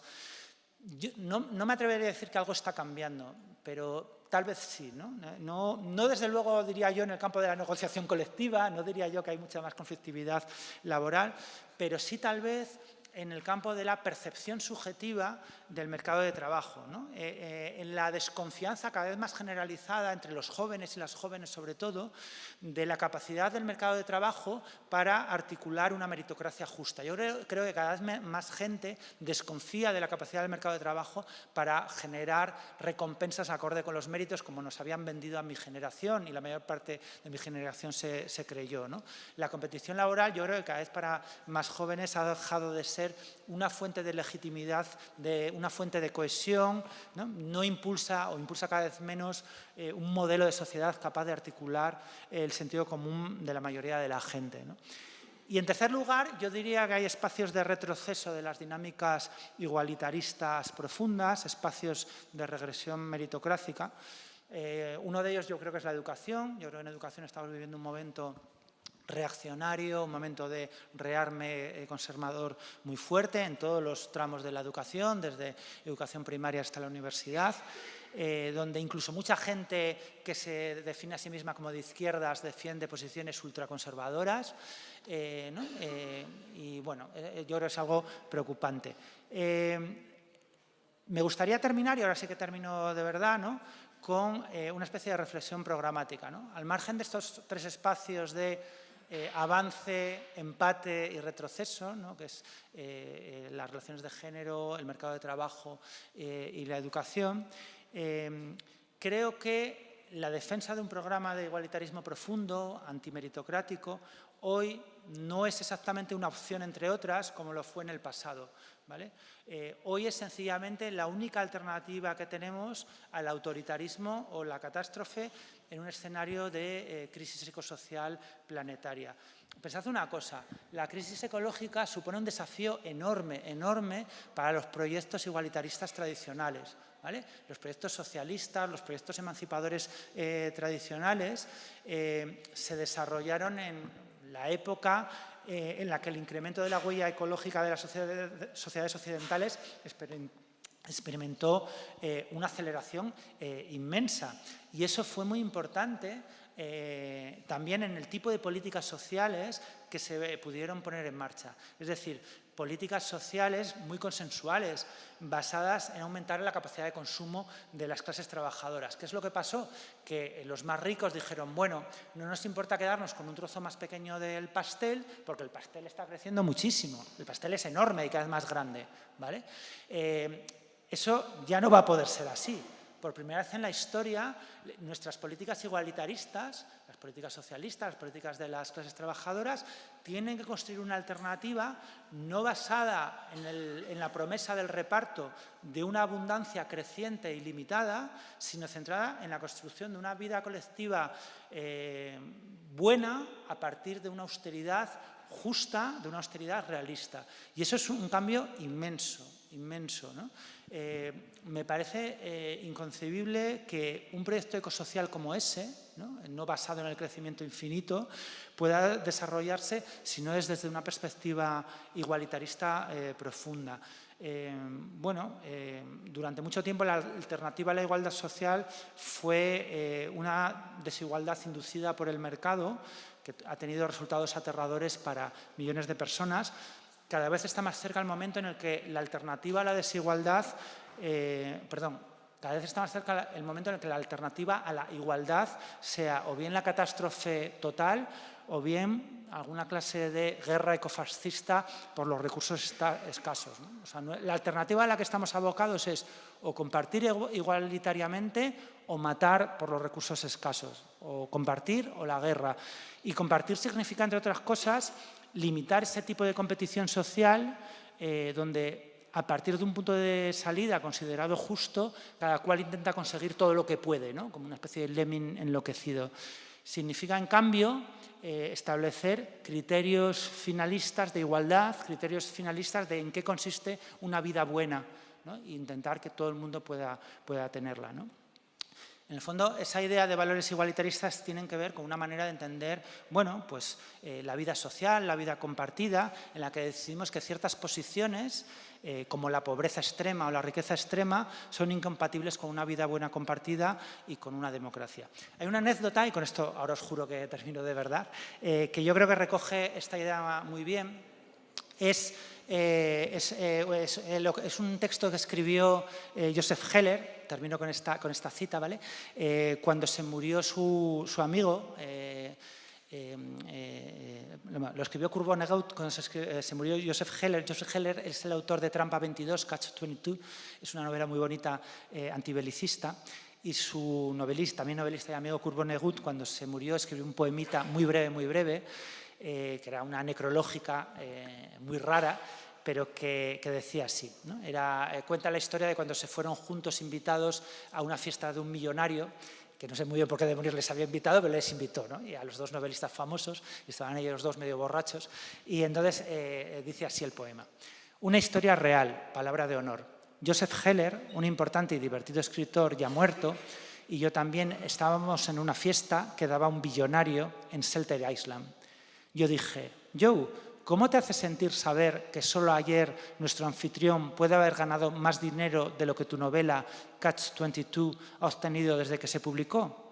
Y Joe dijo, buah, yo tengo algo que él nunca podrá tener. Y yo dije, ¿qué demonios es eso, Joe? Y Joe dijo, suficiente. Nada más, muchas gracias.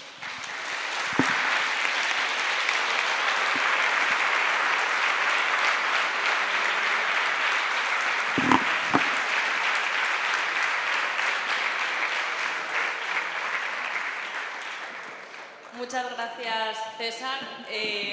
Estoy segura de que muchas y muchos de los que estamos aquí nos hemos sentido identificados en alguno de los ejemplos que has ido poniendo durante tu intervención. Yo, por lo menos, sí me he sentido... bueno, pues en alguno de esos ejemplos sí que ha encajado en mi trayectoria. Vamos a abrir un turno ahora de debate, preguntas. Las personas que queráis intervenir, por favor, levantad la mano y lo que sí, decir vuestro nombre, territorio y federación, si podéis, para saber un poco de dónde venís. Espera, tiene que haber un micro. ¿Le doy este micro? Se lo doy yo, ¿no?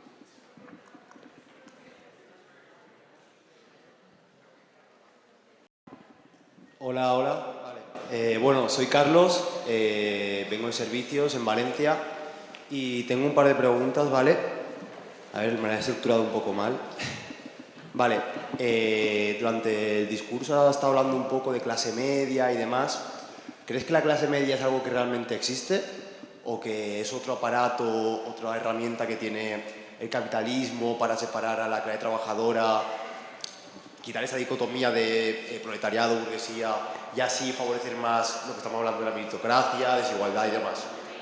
Luego también quería preguntar sobre si crees que realmente el problema de la desigualdad radica en la meritocracia o es algo más de lo que se llama el sistema capitalista, bueno, de un sistema de clases más que del sistema capitalista, y si es simplemente pues, la meritocracia una herramienta más para poder legitimar la desigualdad.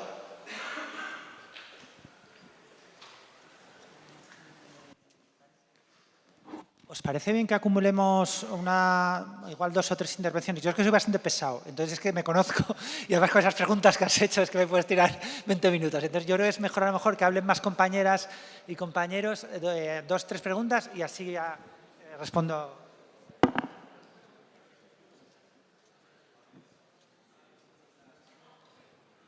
Hola, soy Fernando de Industrias Cárnicas de Huesca. Has hablado de igualdad en el tema del feminismo y ahora está el debate actual de la ley trans y los planes. ¿Esto va a aportar más igualdad o es una especie de meritocracia del hombre blanco con privilegios, con más derechos por cambiarse el sexo de mujer?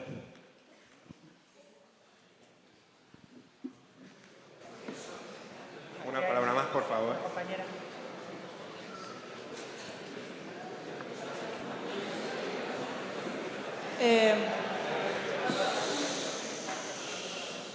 Buenas, bueno, voy a levantarme. Yo soy Zome, de Servicios en Madrid.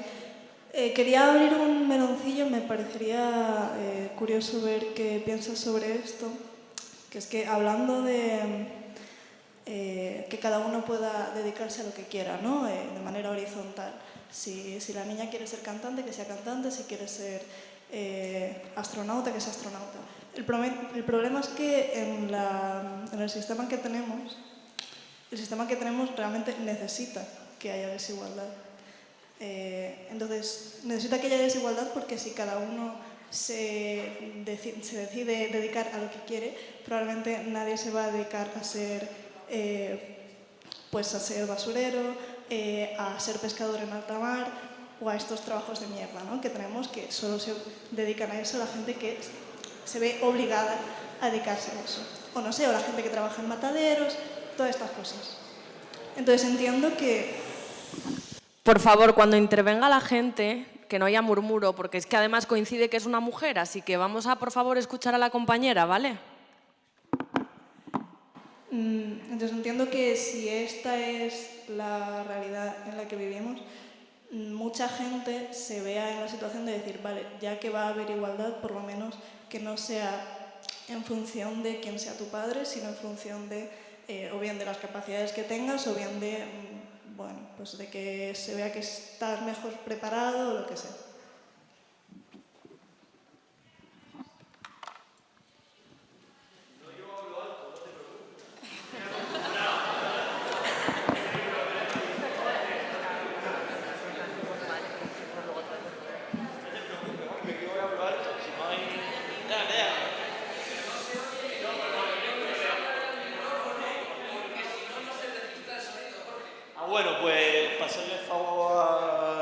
servicio técnico y está en esa situación. Vale, yo soy Jorge, soy de Canarias, de la FCC, y sobre todo algunas preguntas, pero también varias puntualizaciones. La primera es que se planteaba, la primera, la más importante, es que se plantea la meritocracia no en un término español, sino en un término europeo, en el sentido del desarrollo histórico. Porque la meritocracia aquí no nace con la desigualdad de los años 70, la meritocracia aquí nace en los años 50, cuando el capital franquista necesita tener gente que para la industrialización del país tenga una formación cualificada y cuando el Estado se desarrolle. Por lo tanto, la primera pregunta es, ¿podemos entender que en España haya habido alguna vez una idea del combate de la desigualdad y no una idea meritocrática, cuando la estructura de la educación, el proceso formativo, el proceso de inclusión en el empleo y demás, ha atendido al interés, a un supuesto ascensor social o algo que se nos ha vendido? Y cómo eso ha llevado a la frustración histórica que ha tenido la juventud, sobre todo con la crisis anterior, de no puedo cumplir ese mantra histórico, ese planteamiento de cómo se rompe con las necesidades del mercado. Y aquí lo enlazo con la pregunta de la compañera, que es, vale, no caemos en el discurso de que todo el mundo puede ser lo que quiera porque eso es idealismo, pero entonces, ¿quién marca las necesidades colectivas de para qué se necesita el trabajo? Nos pongo un ejemplo, una mesa de diálogo social hace 3 semanas, donde se fue en procesos de inserción de personas de colectivos LGTBI, especialmente de personas trans, en el mundo del trabajo, personas que estaban acortadas. ¿Cuál era el fondo? Tener una bolsa de empleo para que ALSA, que es una empresa que respeta mucho los derechos laborales, tenga trabajadores, sobre todo personas trans, trabajando por 4 duros. ¿Quién marca, si no marca esa idea meritocrática, quién marca la producción en ese sentido? Eso es lo que hay que plantear. Y tercero, ya esto aplicado a la negociación colectiva, que ya todos aquí somos sindicalistas. ¿En qué momento cómo combatimos la idea meritocrática, no ya en los discursos ideológicos en el puesto de trabajo, sino en los propios convenios que negociamos? Porque a mí, por ejemplo, no existe para mí nada más meritocrático en consideración que sobre todo los pluses gordísimos de productividad que ponemos ahí, que muchas veces negociamos y que si lo quitamos del convenio y nos queremos pasar el salario base, nos cogen los plantillas, todos los que estamos aquí, y a nosotros nos finchan, nos cuelgan de ahí. Por lo tanto, ¿cómo lo planteamos en la negociación colectiva? Que es cómo materializamos esto en el día a día sindical. Vamos a contestar ahora estas preguntas y luego damos el resto de palabras, ¿vale? Vale, intento no rayar mucho porque he abierto bueno, un montón de cuestiones interesantísimas que darían para estar debatiendo horas, de verdad, o sea, tengo asignaturas enteras que están dedicadas a cuestiones como, por ejemplo, la clase media, ¿no? Voy a hacerlo de una manera un poco desordenada, ¿vale? Voy a empezar por lo que planteaba la compañera y también lo que planteabas tú. Efectivamente, es una objeción muy habitual, ¿no? Es decir, bueno, o sea, lo que tú planteas es entonces que cada cual se dedica a lo que quiere, pues todo el mundo querrá ser, todos los niños jugadores de fútbol y todas las niñas veterinarias, ¿no? Que es lo que siempre me dicen. Yo no creo que sea el caso, ¿no? O sea, yo por eso hablaba de la diferencia entre movilidad social horizontal y meritocracia. O sea, es evidente que no todo el mundo tiene los mismos talentos. A mí me gusta la música, pero soy un desastre absoluto como músico, por mucho que quisiera. Esta sociedad no debería dejar que yo me dedicara a la música, ¿no? Hay talentos diferentes y por eso tenemos procesos selectivos y competitivos que es razonable que los haya, ¿vale? Esa es una primera parte de la cuestión. Sí, debe haber selección para ciertos puestos, para ciertas posiciones sociales y que se dediquen a ello quienes más talento tienen, con independencia completamente de su posición de origen, ¿vale? Por cierto, esto es una cosa que está muy mal decirlo en público, pero bueno, lo voy a decir igualmente. Es una cosa que pasaba en la Unión Soviética. Había funcionarios públicos que iban por la última aldea siberiana buscando, por ejemplo, a niñas a las que se le dieran bien las matemáticas para ofrecerles la posibilidad de ir a una universidad a estudiar ingeniería, ¿no? O sea, que ha habido momentos históricos donde eso se ha intentado poner en marcha. Eso no significa que esos puestos de trabajo tengan que tener algún privilegio salarial salarial. Pero la segunda parte de tu intervención es súper importante, porque es algo que normalmente los defensores de la igualdad suelen dejar de lado, porque es muy incómodo, ¿no? ¿Y qué pasa con esas ocupaciones que nadie quiere hacer? ¿Qué pasa con esas ocupaciones? Bueno, pues yo creo que es muy evidente. O sea, si hay una ocupación que ni las condiciones laborales mejores, ¿no?, ni ciertos incentivos pueden hacer que resulte atractivo, lo que sea, esa ocupación porque cambia mucho, ¿no? O sea, hay gente para la que, no sé, estar en una barra de un bar puede ser una pesadilla y para otra no le parece un trabajo tan terrible, ¿no? Pero la que sea esa ocupación, si no hay manera de que sea una ocupación libremente elegida, tendrá que ser obligatoria y nos lo tendremos que repartir, no hay más. No hay más, nos lo tendremos que repartir, ¿verdad? O sea, es que yo y es algo que yo creo que también hay que poner sobre la mesa, ¿no? Si hay ocupaciones tan desagradables, tan duras o tan peligrosas que nadie debería sufrirlas en exclusividad, tendrán que ser obligatorias. Esa es mi posición, ¿no? Es mi posición personal, ¿vale? Y tienes, eso en parte enlaza con lo que tú planteabas, ¿no? O sea, efectivamente, España, es muy complicado hablar de todo esto, pero claro, España... No, yo diría que en la República sí hubo propuestas de igualitarismo antimeritocrático. Y no me refiero solo a los experimentos sociales más radicales, sino que en general todos los procesos de democratización profunda tienden a cuestionar el elitismo meritocrático, ¿no? Y en la República Española eso también ocurrió. Pero tienes toda la razón, ¿no? El franquismo a partir de cierto momento incentivó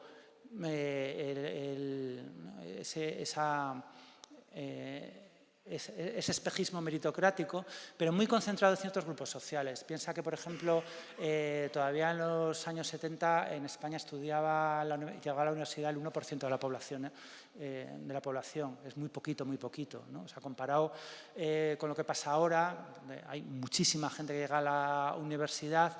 Eso hace que ese mecanismo ideológico meritocrático tenga un recorrido muchísimo mayor. Mucho mayor, ¿vale? Pero tienes toda razón también que en general España llegó tarde al estado de bienestar. Llegó más de 20 años tarde, más de 50 años tarde al estado de bienestar.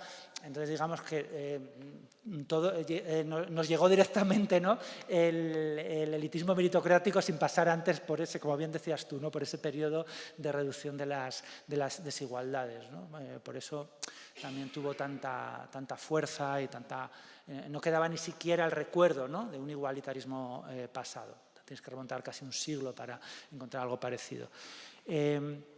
Y ¿quién decide, ¿no?, como respondió la compañera? Bueno, ¿quién decide? Yo no soy tan escéptico respecto a las posibilidades de decidir qué necesidades sociales tenemos, ¿no? Yo creo que muchas veces estamos tan educados en la cultura del mercado que nos parece imposible que nada que no sea el mercado nos oriente respecto a las necesidades sociales, cuando realmente la presencia del sector público en nuestras economías es enorme, ¿no? Y los principales agentes económicos de todas las sociedades desarrolladas son los estados. Es el sector público. Yo creo que hay mucha más capacidad de organización, de coordinación, sin pasar por el mercado, de la que a veces nosotras y nosotros mismos que desconfiamos del mercado nos llegamos a creer, ¿no? También se nos ha metido en los huesos la creencia de que si no hay procesos competitivos por todas partes, si no está la mano invisible del mercado interviniendo, ¿no?, algo malo va a pasar, ¿no? Nos genera inquietud. Yo creo que el mercado también tiene que tener su espacio, no soy radicalmente antimercado, pero me parece que hay mucho más espacio para la coordinación y la decisión de qué tipo de necesidades tenemos que cubrir sin pasar por mecanismos competitivos mercantiles, tal vez por otros mecanismos competitivos selectivos, pero no necesariamente mercantiles, ¿no? Y bueno, me meto ya con lo que planteabas tú de la clase media. Es un debate terrible el de las clases sociales, porque con clase social queremos decir muchas cosas a la vez, ¿no? Cuando hablamos de clase social hablamos de un instrumento de análisis sociológico, ¿no?, Y para eso necesitamos conceptos muy finos. ¿Por qué? Pues porque nuestras sociedades son muy complejas. Hay grupos sociales ¿no? que se van solapando en distintas dimensiones de su vida, ¿no? Y que no son homogéneas. Hay gente bueno, pues que tiene, por ejemplo, estudios superiores pero salarios muy bajos. Gente que, al contrario, ¿no? Que no tiene estudios universitarios pero por distintos motivos puede llegar a tener salarios más altos que otros que tienen estudios superiores. Hay gente que tiene salarios bajos, pero mucho control sobre su puesto de trabajo, por ejemplo, que es un valor también importante, ¿no? Es decir, que no tiene un jefe que le diga lo que tiene que hacer o puede disponer bastante de su tiempo libre. Hay otros valores como la precarización, ¿no? Hay distintas dimensiones sociales que si no las tienes en cuenta, si te fijas solo, ¿no? en si es un obrero industrial o si es un trabajador de cuello blanco, te pierdes, ¿no? Y son elementos muy, muy importantes a la hora de tener un mapa sociológico suficientemente preciso, ¿no? Cosas que no están presentes, por ejemplo, en un marco marxista clásico, ¿no? Pues, por ejemplo, en España es importantísimo la dimensión inmobiliaria, la propiedad de la vivienda, ¿no? Es un factor esencial para entender la estructura social. Entonces, digamos que desde un punto de vista sociológico necesitamos hilar muy fino. Por eso que os decía antes, el capitalismo es un sistema muy complejo y muy variable también históricamente y en distintos lugares, ¿verdad? Entonces, ese esquema tópicamente marxista, que ni siquiera es exactamente el del marxismo histórico, que ha sido mucho más sofisticado, yo diría que se queda muy corto para analizar un poco las microsituaciones a las que nos enfrentamos cotidianamente. Y eso es una debilidad, porque claro, luego cuando tenemos que discutir con gente que nos dice no, eso que dices tú no es verdad, porque solo me hablas de proletariado y de burguesía, y yo aquí lo que veo, ¿no? Es unos trabajadores de no sé qué fábrica que ganan mucho más que yo, que tengo estudios universitarios y mi madre era limpiadora, ¿no? Entonces, eso yo creo que se nos queda corto. Para ese tipo de análisis. Para otro tipo de análisis, yo creo que sí que efectivamente son modelos que funcionan mucho mejor. Por ejemplo, análisis de largo recorrido, históricos de largo plazo, ¿no? Donde efectivamente esos grandes bloques sociales, ¿no? Donde tenemos grandes masas colectivas que tienen comportamientos como mucho más lentos y tal, funciona mejor esos modelos de dos clases y media más o menos enfrentadas. Y en ese sentido es una manera de que es difícil responder a esa pregunta de si la clase media es un espejismo ideológico o no. En parte sí, ¿no? La clase media es curioso porque surgió históricamente como una cierta crítica antimeritocrática. La clase media, históricamente, cuando apareció a principios del siglo XIX, era un ideal igualitarista. Era la clase que aspiraba a vivir con lo suficiente, ¿no? Era un ideal de vida que no tenía ni los lujos obscenos de los ricos, ni tampoco la miseria de los pobres, ¿no? Era como el ideal aspiracional, lo que todo el mundo debería llegar a tener y puede llegar a tener, porque claro, no todo el mundo puede vivir como millonario, ¿no? Pero la clase media era un ideal de lo que todo el mundo debería tener y puede llegar a tener. Entonces es un ideal muy interesante, ¿no? Pero luego se fue degenerando, se fue degradando en un ideal efectivamente de dejar atrás a la clase trabajadora, ¿no? El ideal de clase media es abandono mi barrio, abandono mi clase, abandono para tratar de parecerme a los ricos. Yo creo que es un poco ese espejismo en el que vivimos. Entonces, ¿es un espejismo? Sí, en parte sí, ¿no? Porque es la nada, o sea, sociológicamente es muy difícil de definir, porque dices, bueno, la clase media son los dos deciles que quedan al lado de la mediana, ¿no? O sea, pillamos al español, la española que gana está exactamente en la mitad, ¿no? De distribución de ingresos, y el 15% que queda a un lado y el 15% que queda al otro, eso es la clase media. Eso no significa nada, absolutamente nada, sociológicamente, ¿no? Si tomamos otro tipo de variables, son muy difíciles de definir. Por otro lado, la clase media es un valor muy... la gente se identifica mucho con ese valor, ¿no? Mucha gente se siente de clase media. Entonces no puedes decir que no significa nada, porque es algo que está funcionando ahí, ¿no? Políticamente, ideológicamente. Entonces es muy complicado. La verdad es que ya te digo que no era broma, lo de que he dado un curso entero sobre este tema. Y respondiendo muy brevemente al asunto que planteaba, sí, meritocracia es un sistema de legitimación ideológico de la desigualdad. Punto. Es un sistema de legitimación ideológica de la desigualdad. La desigualdad se produce por otros motivos, por otros motivos, a través de la generación de plusvalor, a través de la desigualdad de género, pero la meritocracia es un sistema muy concreto de legitimación, de justificación de la desigualdad.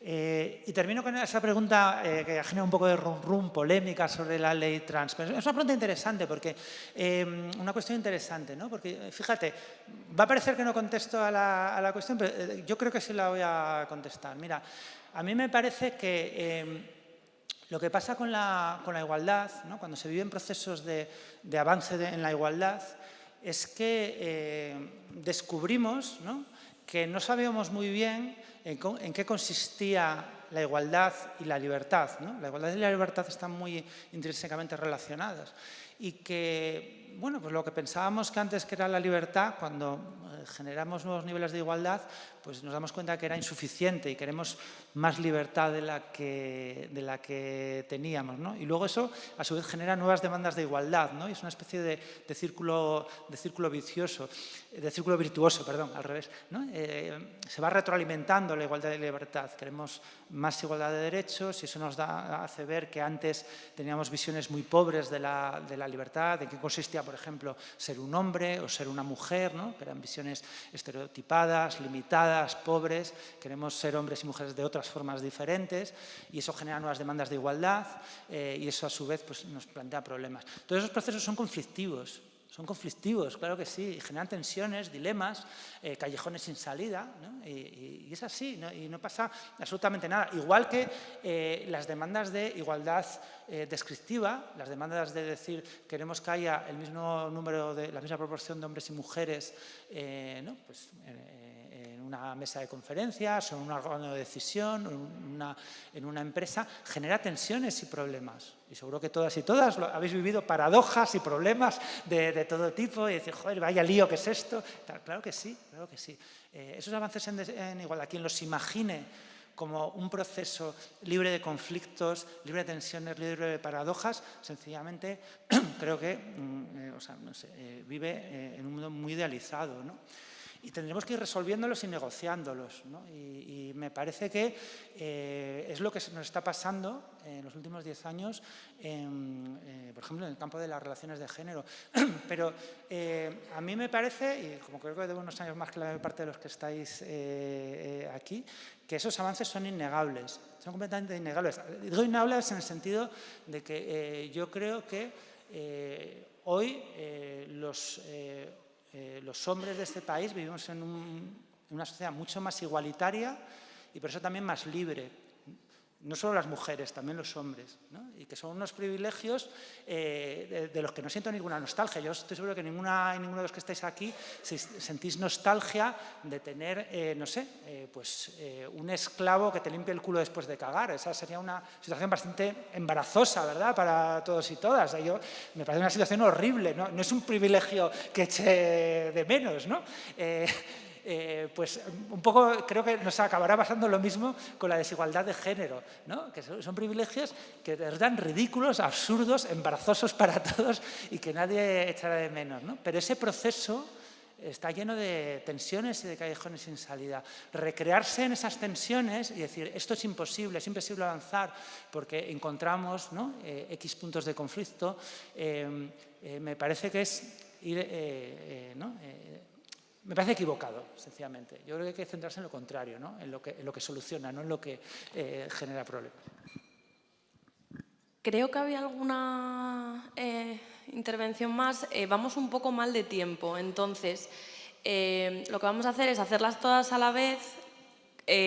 Por favor, las preguntas lo más concisas posibles, si puede ser, para que a César le dé tiempo a contestar también lo más conciso posible a todas las preguntas, ¿vale? ¿Qué tal?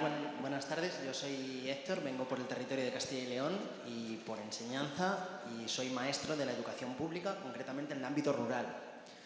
Me ha gustado mucho la intervención que has hecho, sobre todo las reflexiones que has hecho sobre la educación en nuestro país, concretamente sobre la educación también concertada. Y bueno, una de las reflexiones que has hecho sobre la educación concertada y la falsa ilusión que tienen las familias sobre que es mejor llevarlas allí Es algo que en Madrid sucede muy habitualmente porque las familias no quieren que sus hijos se junten con otras personas, con otros empleos y demás. En nuestra comunidad cada día nos está sucediendo más, quizás, pero el problema también nos viene muchas veces en que los propios niños ya vienen condicionados de casa con esa meritocracia. Niños ganaderos que van a ser ganaderos, niños médicos que van a ser médicos. Desde la educación pública es nuestra labor luchar contra eso. Pero es muy complicado porque la propia ley educativa quiere eso. Viene con las cuestiones competenciales, que viene desde la Unión Europea. Entonces, claro, muchas veces, y yo como sindicalista y como maestro de la pública, quiero luchar contra ello. Quiero que los alumnos y las alumnas vean que hay otras opciones, que no es lo que tienen establecido, por así decirlo. Pero muchas veces no tenemos herramientas. Y bueno, esto es un poco la reflexión y tampoco tengo mucho que preguntar, ¿vale? Es la reflexión. Muchas gracias.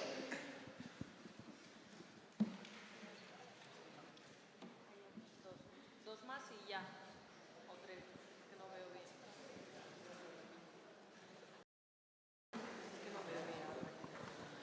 bien. Buenas, soy Cristina de Guadalajara, de Servicios.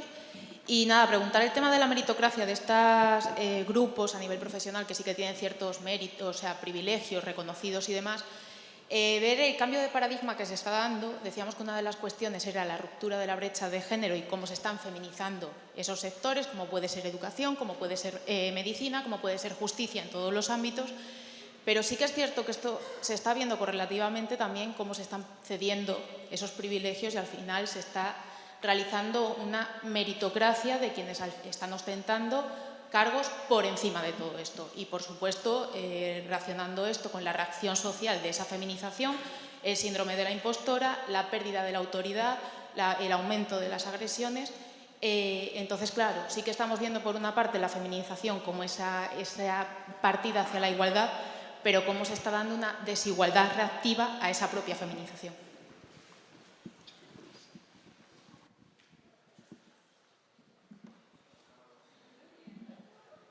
Hay dos, pelearos a muerte. La mujer.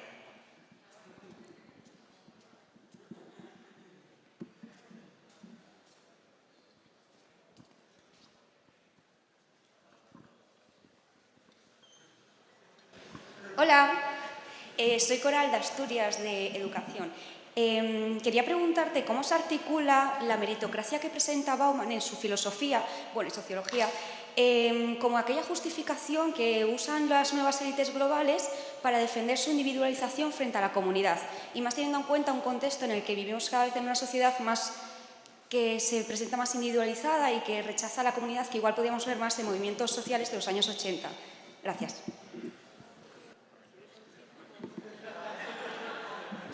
Así de concisas se pueden dar más palabras.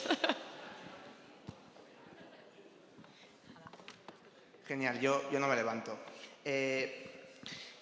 La herramienta del convenio colectivo, ¿no? Yo creo que ha sido la gran herramienta que tenemos la gente que nos hemos socializado en los centros de trabajo. Has hablado de la clase media, has salido aquí, ¿no? Yo te quería preguntar sobre esta clase productiva y directiva, ¿no? Que aparece que siendo asalariada explota a los que no tienen derechos, ¿no? Y creo que es importante, y te hago esta pregunta, porque en el marco de la meritocracia ha habido muchísima de esta gente que ha sido esencial, ¿no? Para que en el marco de la división del trabajo seguir reproduciendo la cultura capitalista, hoy se ve afectada por esta digitalización. Y toda esta gente que pactaba sus condiciones fuera de los marcos de los convenios colectivos, hoy pueden verse sus faenas, que son creativas, desaparecidas en el marco de la tecnología, cuando durante 50 años les habían dicho que el que iba a pillar en la digitalización eran las faenas manuales. Se está viendo que no.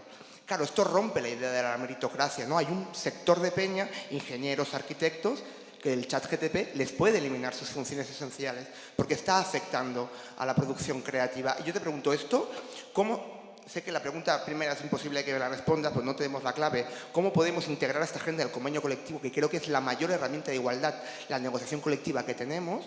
¿Y cómo esta rotura, ¿no?, va a afectar a esta construcción de la meritocracia en una sociedad que sigue sosteniendo sus privilegios en el marco del control de la clase trabajadora? Ya creo que no hay más preguntas, así que... Vale, tengo 12 minutos exactamente para preguntas que darían para, de nuevo, un grado universitario completo, ¿no? Sí, respecto a la cuestión de la educación pública, que me obsesiona por distintos motivos, claro, esos niños que llegan, ¿no? Niños ganaderos, niños hijos de médicos, pensando en ser ganaderos y médicos, el problema es que tienen una visión bastante realista de la realidad social. Tienen una visión bastante realista de lo que les espera, o sea, sabiendo el código postal, el nivel educativo de la madre y el mes de nacimiento, se puede predecir con bastante exactitud cuáles van a ser los estudios e incluso el salario de una persona, ¿no? Entonces, yo te diría que uno de los problemas que tenemos es que precisamente la ideología meritocrática tiende a cargar a la educación con una mochila demasiado pesada, ¿vale? Tendemos a pensar que la educación es la solución para todo. Esto nos ha pasado 1000 veces a los que nos decimos a la enseñanza, ¿no? que escuchamos esa, y a todas y todos lo habrá pasado, ¿no? Tenéis una discusión, y no se llega a un acuerdo y la discusión acaba con alguien diciendo, bueno, es que esto solo se arregla con educación, ¿verdad? Porque al final, como nos parece que tenemos tan pocas herramientas para resolver las distintas situaciones de desigualdad, que vamos cargando todo en la educación, ¿no? La crisis ecológica, los problemas de desigualdad de género, los problemas de violencia, los problemas, lo que sea, ¿no? Todo siempre, la respuesta es la educación. La adicción al juego, yo qué sé, ¿no? Cualquier cosa que se os ocurra. Y esa es una mochila demasiado pesada. O sea, la educación no puede con todo. Si se trata de hablar de igualdad, bueno, la educación algo podrá hacer, pero digo yo que también, ¿no? Como decía el compañero, los convenios colectivos o el Ministerio de Hacienda, una manita también podrá echar, ¿no? No solo los que nos dedicamos a la enseñanza. Te digo con esto que yo creo que suficiente tarea es, para quienes nos dedicamos a la enseñanza, elaborar espacios educativos igualitarios, educar en igualdad, ¿no? Intentar no generar espacios competitivos, no generar ganadores y perdedores, ¿no? Romper con esa lógica enfermiza de la competición educativa, como para echarnos encima la carga de solucionar la desigualdad social, ¿no? Yo creo que la educación puede formar parte de un movimiento igualitarista, contribuir a un movimiento igualitarista, ¿no? Pero yo creo que deberíamos librarnos de esa mochila que nos han echado encima, que lo que hace en el fondo es no mirar a donde deberíamos estar mirando, ¿no? Que es a Hacienda, efectivamente al mercado de trabajo y a otros muchos espacios donde, sobre todo, no sobre todo, pero también se dirime la igualdad, ¿no? Sí, respecto a lo de que decías lo segundo, no tengo mucho más que añadir, lo has explicado muy bien, ¿no? Yo creo que he hablado de avances porque creo que son avances, pero son avances en disputa y no sabemos cómo de frágiles. Yo quiero creer que son avances sólidos. Lo que sí me parece es que abrieron una brecha discursiva, ¿no? Que permitieron, o sea, romper un anatema. O sea, era algo que antes era inimaginable, de decir, no, hablamos de igualdad ahora, no dentro de 100 años cuando lo decida la igualdad de oportunidades, ahora, ya. Eso hace 25 años era inimaginable, ¿no? Entonces, eso para mí es una especie de sí se puede, ¿no? O sea, alguien nos demostró que se puede hacer y que se puede llevar a otros ámbitos también. Que cómo de frágil o de sólido sea ese avance, pues dependerá de nosotras y de nosotros, ¿no? Pero estoy de acuerdo. O sea, además, yo creo que estamos viviendo una reacción fortísima, ¿no?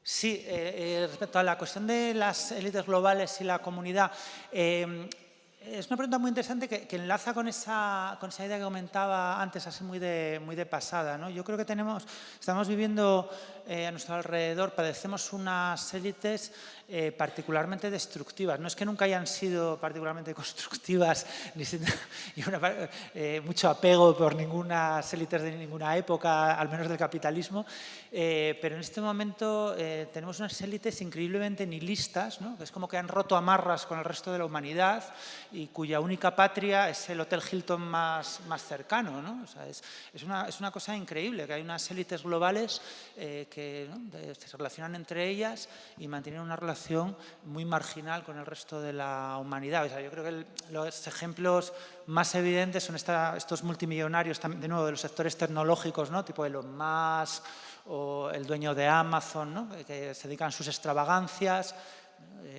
viven en sitios disparatados, haciendo cosas disparatadas, como si fueran niños de 3 años con miles de millones pudiendo hacer sus juegos demenciales.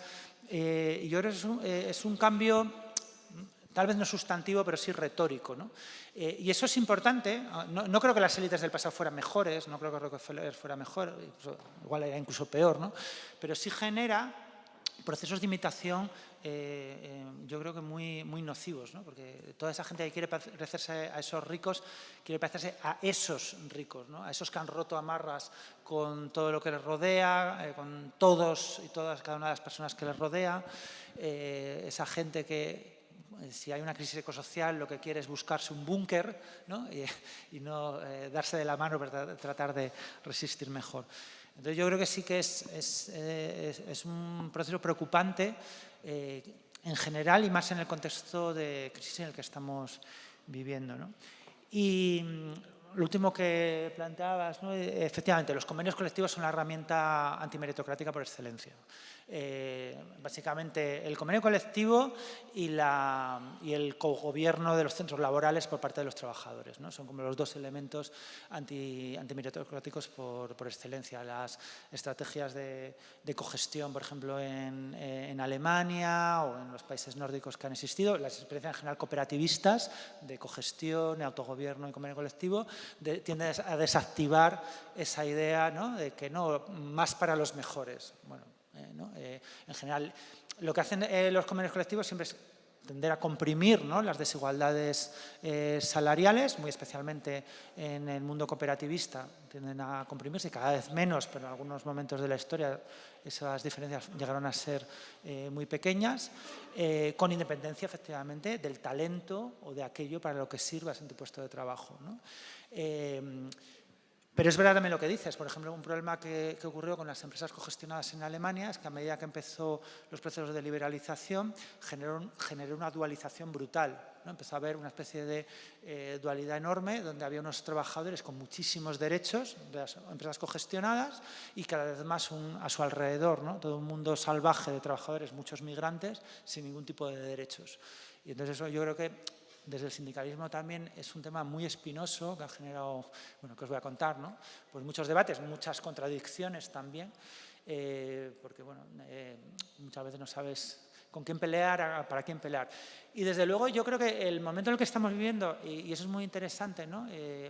Para todos esos trabajadores cualificados que ahora ellos también miran el abismo, yo creo que es una tarea muy importante efectivamente integrarlos en los convenios colectivos, ¿no? Porque yo creo que efectivamente es algo que pasó primero, por ejemplo, con las arquitectas y arquitectos después de la crisis, pero que va a pasar cada vez más aceleradamente con el sector tecnológico. Y a mí me parece crucial por muchos motivos, ¿no? Pero también, entre otros, por motivos políticos más amplios. Son gente que, bueno, pues tiene un prestigio, una imagen, una capacidad de incidencia pública muy grande, mucho mayor, por desgracia, que otros trabajadores con peores condiciones laborales. Sus voces se escuchan más, ¿no? Y eso yo creo que es bueno por motivos políticos más amplios que el estrictamente sindical, ¿no? O sea que estoy completamente de acuerdo. ¿Cómo hacerlo? Bueno, pues eso ya tienen que ver, ¿no? Un poco con los azares de la historia. Y ya me callo. Sé que han quedado palabras que no os he podido dar, lo siento, pero bueno, César seguro que está encantado de contestarlas después de la charla. Mil gracias, César, por haber compartido con nosotros y nosotras.